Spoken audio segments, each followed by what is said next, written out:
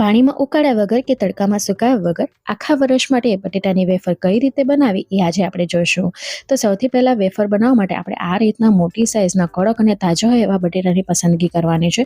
હવે આને પાણીથી ધોઈ લીધા બાદ છાલ ઉતારી લેશું ને આ બટેટા કાળા ન પડી જાય ને એટલે પાણીની અંદર મૂકતા રહેવાનો છે. ત્યારબાદ સ્લાઇસરની મદદથી આપણે આને સ્લાઇસ કરી લેશું. સ્લાઇસ જેવી થઈ જાય એટલે આ બધી સ્લાઇસને આપણે પાણીની અંદર મૂકી દઈશું જેથી સ્લાઇસ આપણી કાળી ન પડી જાય. બધી સ્લાઇસ થઈ ગયા બાદ આપણે એને 2 થી 3 પાણીથી ધોઈ લેશું જેથી એના અંદરનું સ્ટાર્ચ નીકળી જાય. જ્યાં સુધી આ રીતનું ટ્રાન્સપેરન્ટ પાણી ન થાય ત્યાં સુધી આપણે એને ધોવાનું છે.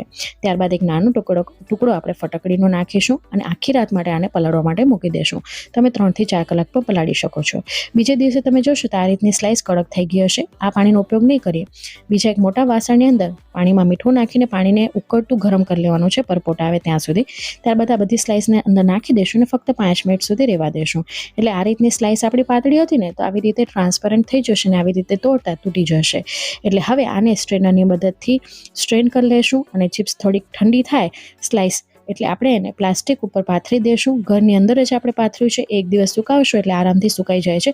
ઘણીવાર 2 દિવસનો પણ સમય લાગે છે. આવી રીતે ક્રિસ્પી થઈ જાય ત્યારબાદ આપણે એને તળીને ઉપયોગમાં લઈ શકીએ છીએ. સ્ટોર કરવા માટે એરટાઇટ કન્ટેનરનો યુઝ કરવો. રેસિપી ગમી હોય તો લાઇક કરજો.